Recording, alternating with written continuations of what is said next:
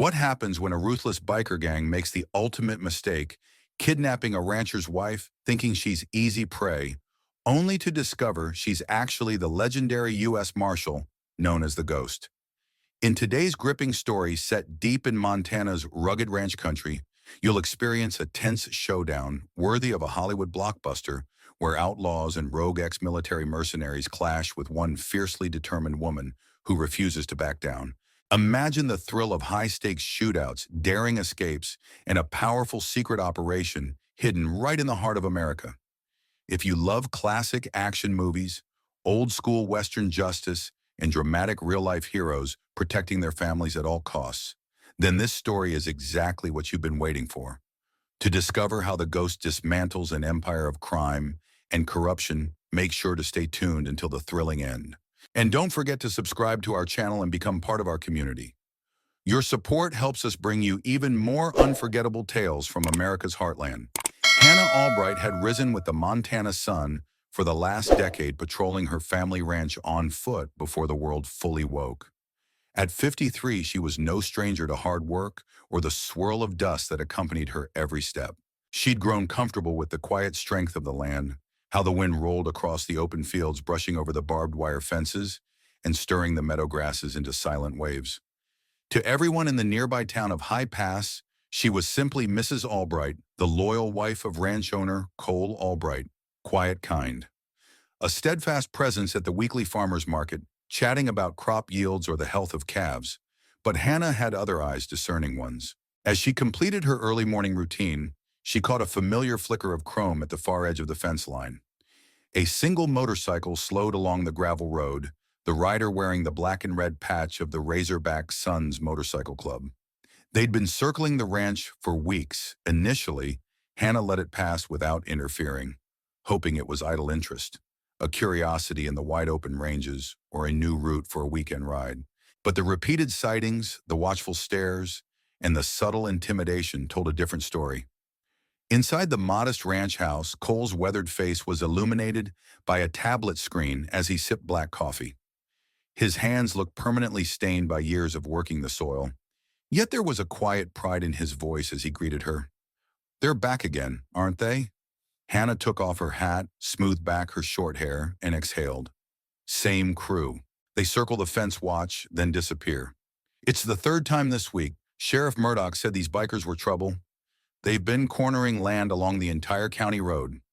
Cole said. He set the tablet aside, a frown deepening the lines of his face.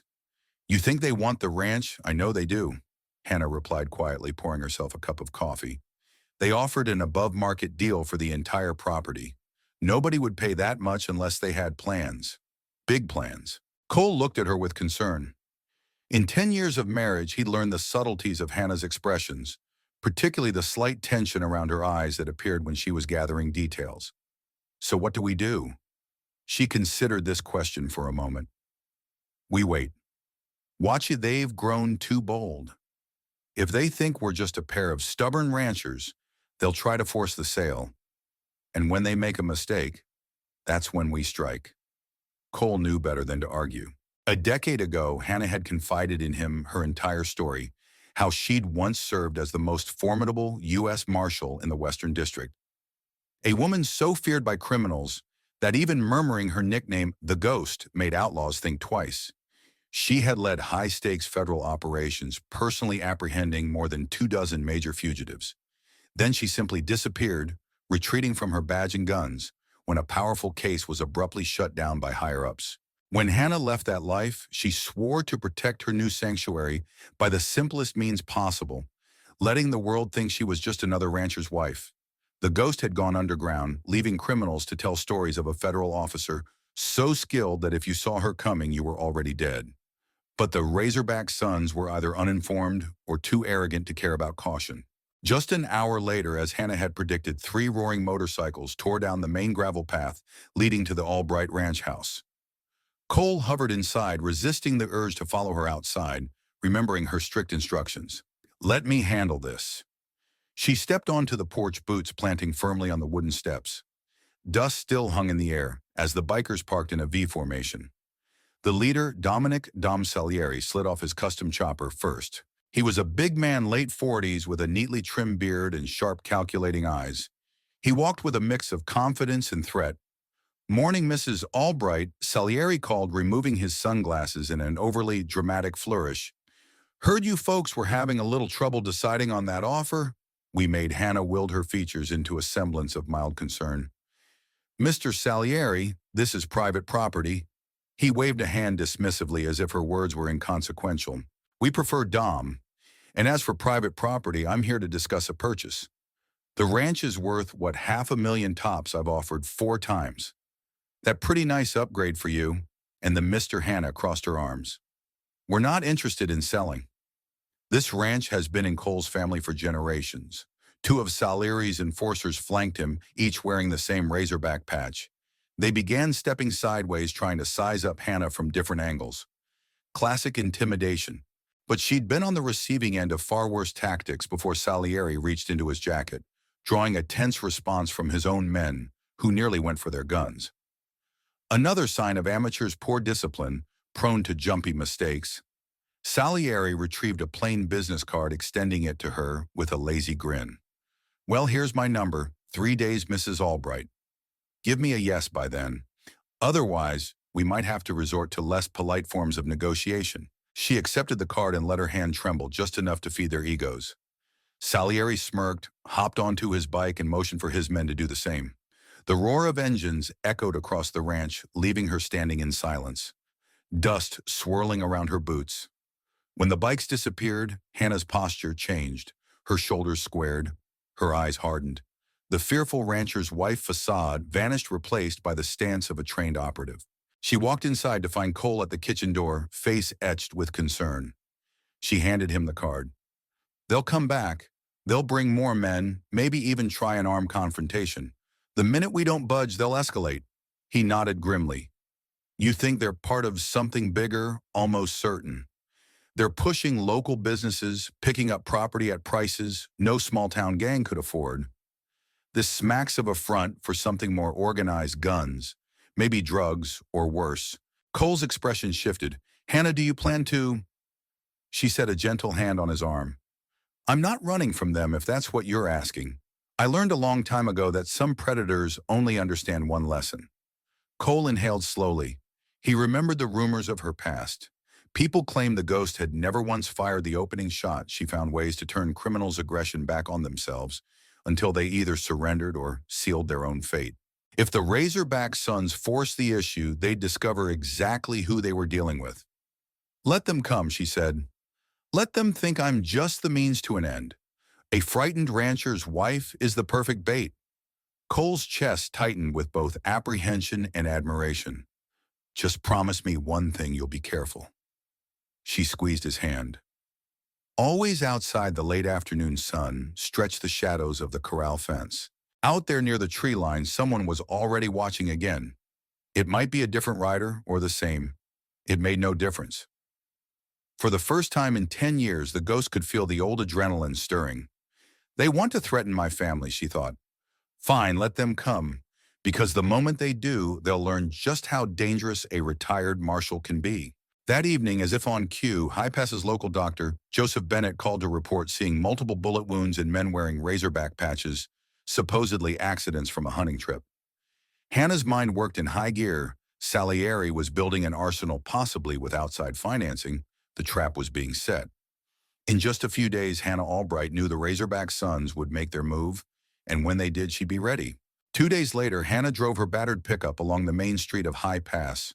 Framed by old brick buildings, the single-lane strip was quiet, bakeries, hardware stores, and a modest diner. But tension clung to the air. Local shopkeepers exchanged anxious looks. The Razorback sons had been seen collecting fees from businesses. Everyone knew that law enforcement had proven either too outgunned or too intimidated to intervene. Hannah parked by Tiller's General Store, noting 2 motorcycles stationed outside.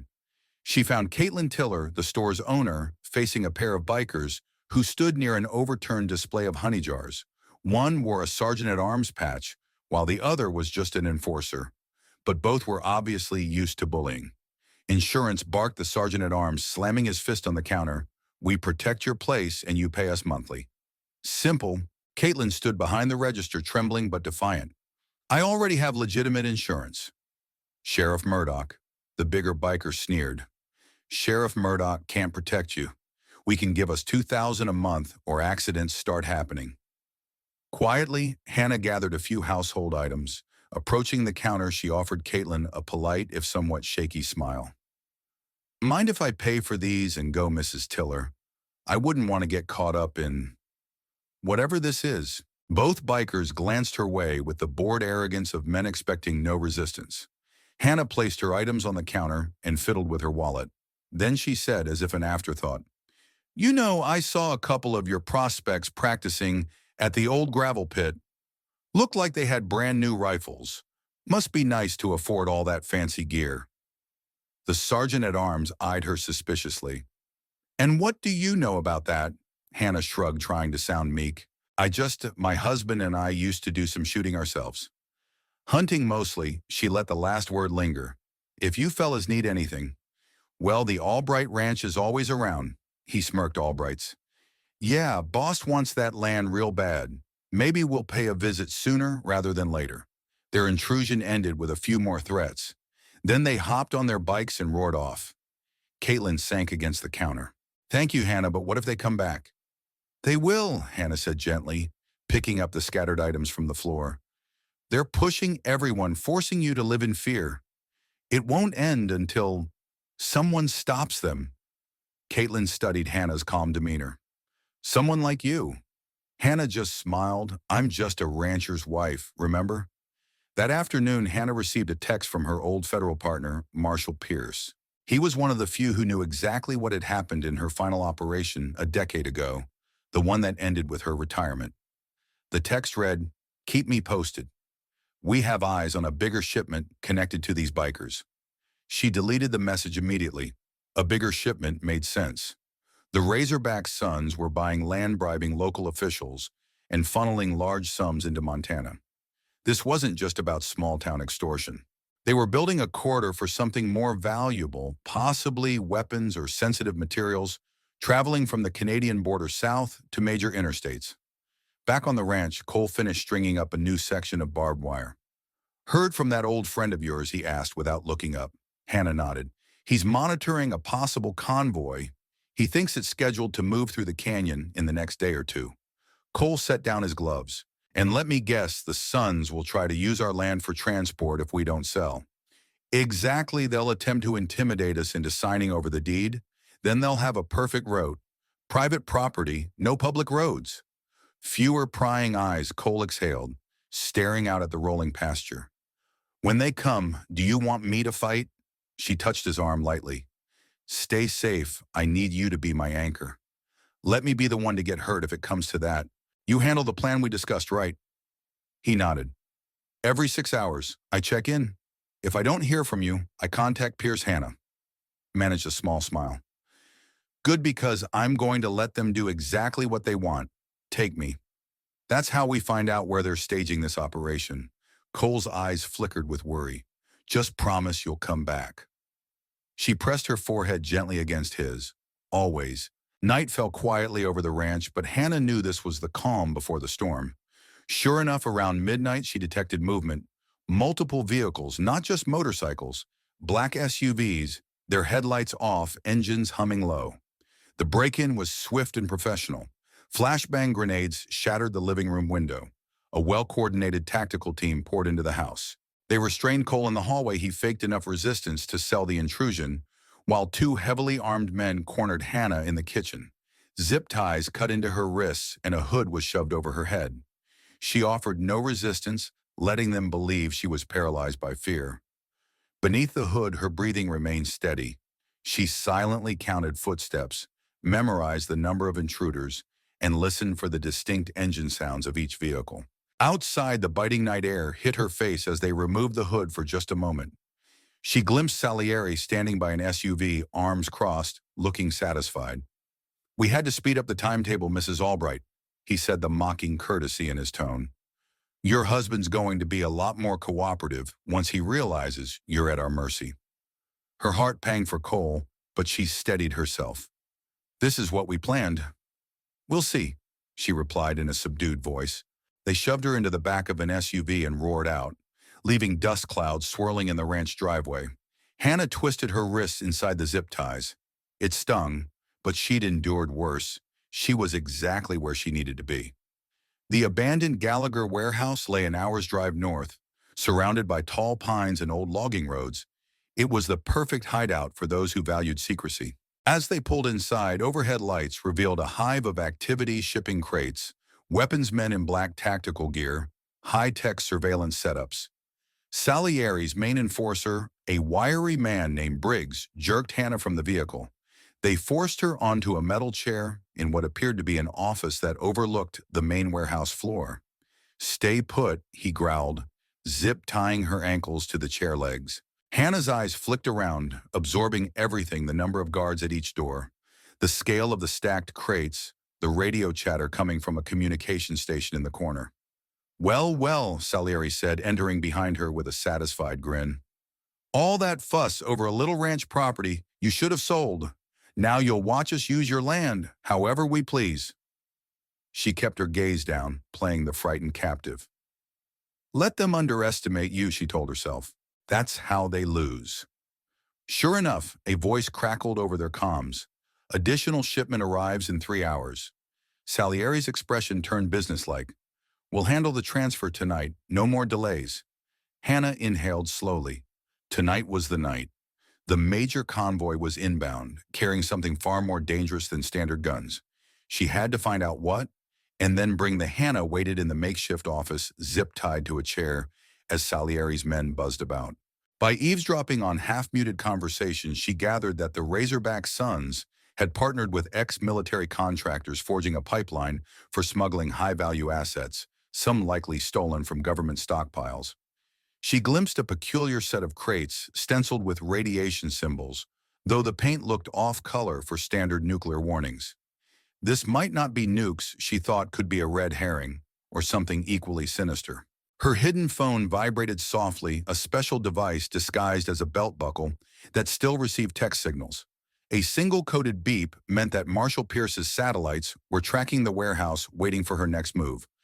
Salieri strolled back into the office, flanked by a pair of men in camouflage gear. "Things have changed," he said curtly. "We're accelerating the timeline. Shipments coming in sooner." Hannah asked, feigning fear, but letting her voice tremble just enough to pass as intimidation. One of the camo-clad men sneered. "Shut your mouth," Salieri waved him off. "Let her talk. Might be she knows more than she's letting on." He crouched near Hannah, scanning her face. "Don't try anything, Mrs. Albright. This entire place is rigged to blow if things go south. We've had bad experiences with certain law enforcement in the past." They're referencing that old fiasco in El Paso. Hannah realized, recalling the operation that ended her martial career. A major arms trafficking ring had been shut down, but someone powerful had covered it up, forcing her into early retirement. Before Salieri could probe further, Briggs burst in. "Boss, we have a problem. The buyers are here ahead of schedule." Salieri swore under his breath. "Fine, bring them in. We'll finalize payment and load up. No delays." As the warehouse doors rumbled open, Hannah tensed. Buyers. That meant foreign or well-funded domestic groups purchasing stolen materials. The cycle from El Paso was repeating, just with new players and new territory. 2 black SUVs rolled in this time. With diplomatic plates, men in suits emerged, each with a suspiciously rigid posture that screamed military or intelligence background. Their leader, a tall man with silver hair, scanned the warehouse with cold efficiency. Salieri greeted them with forced politeness, guiding them toward the crates. Hannah strained to overhear. "We've encountered complications," Salieri admitted. "Locals are sniffing around, but it's contained." The silver-haired man's gaze swept the interior. He paused when he noticed Hannah zip-tied in the office. "Who's that?" "A little insurance." Salieri said, "The ranch owner's wife. We needed leverage to secure a strategic property." "Leverage for farmland," the man repeated, unimpressed. "Hardly discreet. Our arrangement requires minimal attention." Salieri bristled. "No one will know. She's a nobody." Hannah suppressed a bitter laugh. If only they knew who they've kidnapped. The buyer's men popped open one of the crates, verifying the cargo, large, cylindrical canisters, each set in foam padding. One of them ran a handheld scanner over the label, confirming something. "Looks right," he said. "We'll do the exchange quickly." "That's enough," the silver-haired man declared. "Seal it up." They gathered around a table to handle electronic transfers. Millions in payment, Hannah guessed. "This is big, real big."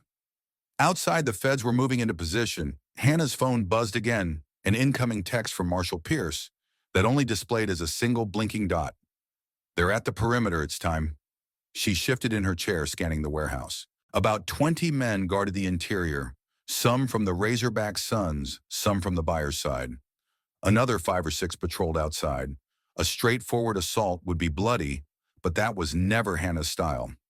Sow chaos, reveal vulnerabilities, then let them take themselves down. Hannah flexed her wrists, testing the zip ties. She'd done this maneuver countless times. A hidden ceramic blade taped beneath her belt, pressed just enough to weaken the plastic. When she was ready, she could snap the tie in one swift move. Briggs suddenly rushed in panic on his face. "Salieri! We got a security breach on the outer cameras. Somebody's out there in the trees." The silver-haired buyer swung around. "You guaranteed secrecy," he hissed. Salieri barked orders. "Perimeter teams, lock everything down. No one gets in or out." The buyer's men tensed hands, drifting to their sidearms. The air thickened with tension. Hannah recognized the signs. Any second this situation could explode into a three-way standoff between Salieri's group, the buyers, and unseen federal agents. Outside, Salieri's phone buzzed. He read the message, color draining from his face. "The route is compromised," he growled. "Law enforcement's setting up roadblocks. We have to move now." Seizing the moment, Hannah snapped the zip ties. The sharp pop was drowned by the warehouse commotion. She lunged forward and gripped Briggs's pistol before he could register her movement. In a flash, she had the muzzle pressed against his temple. "Lady, what the quiet?" She hissed, eyes as cold as steel. "Listen carefully." She pulled him close, ensuring no one else could get a clean shot. "I know every inch of this warehouse, and I know you're just muscle following orders. You want to survive tonight.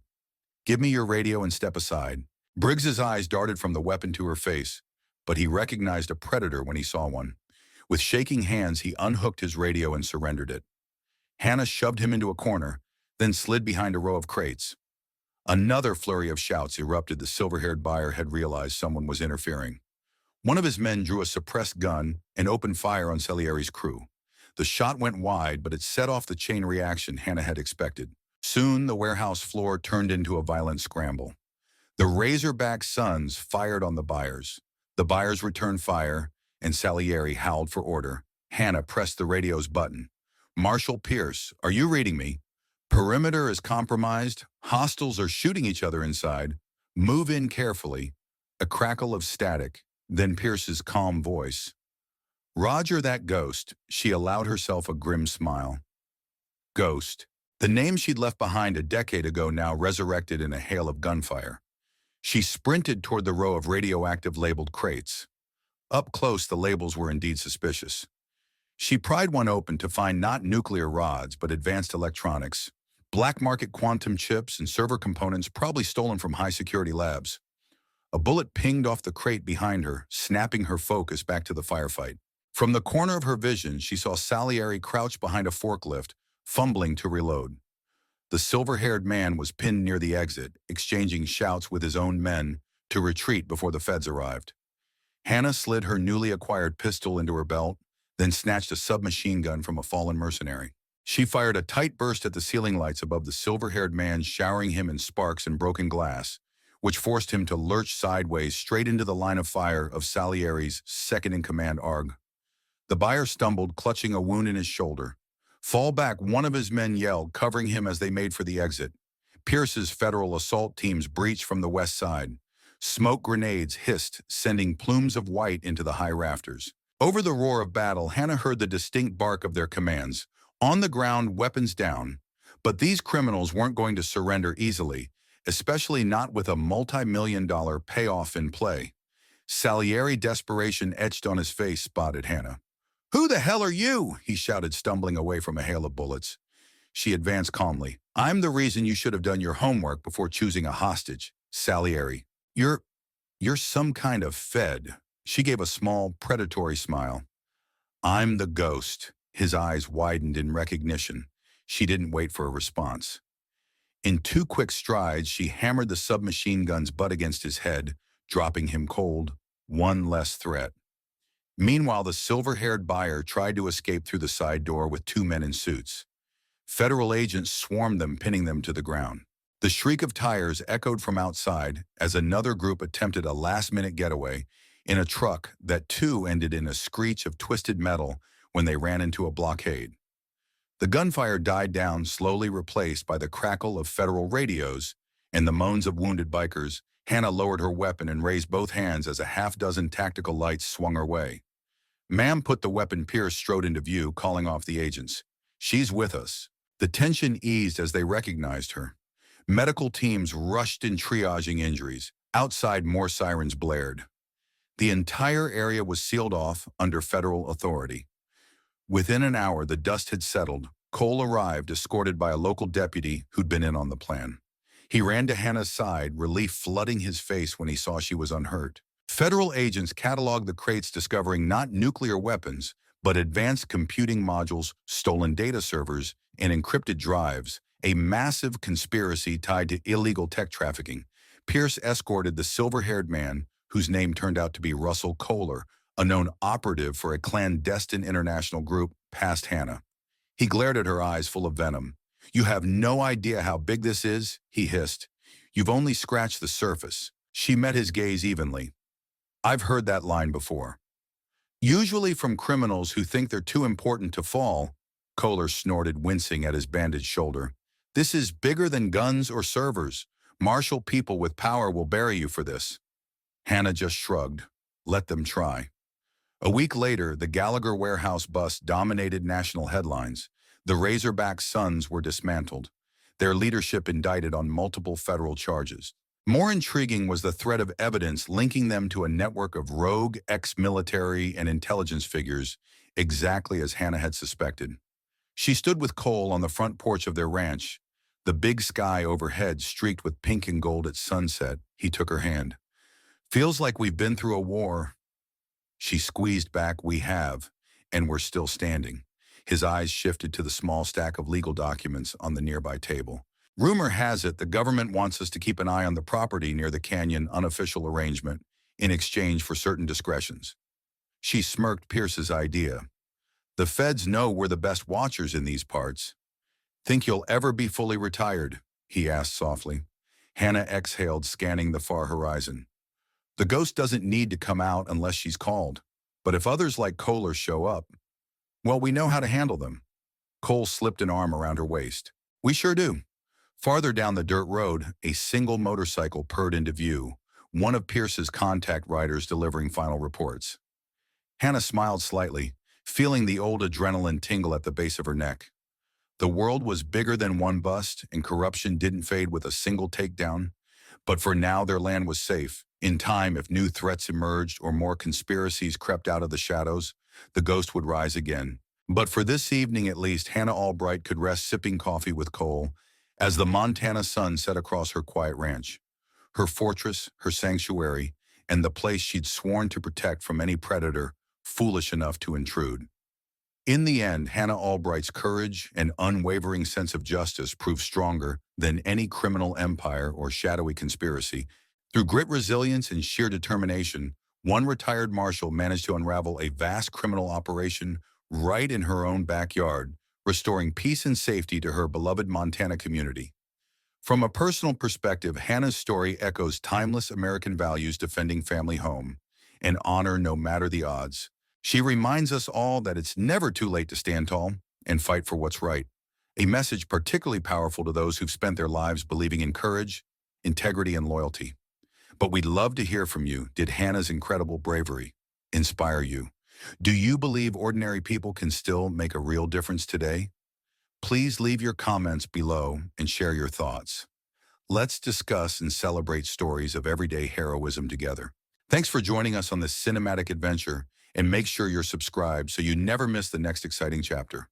Until next time, keep believing in the power of true American heroes.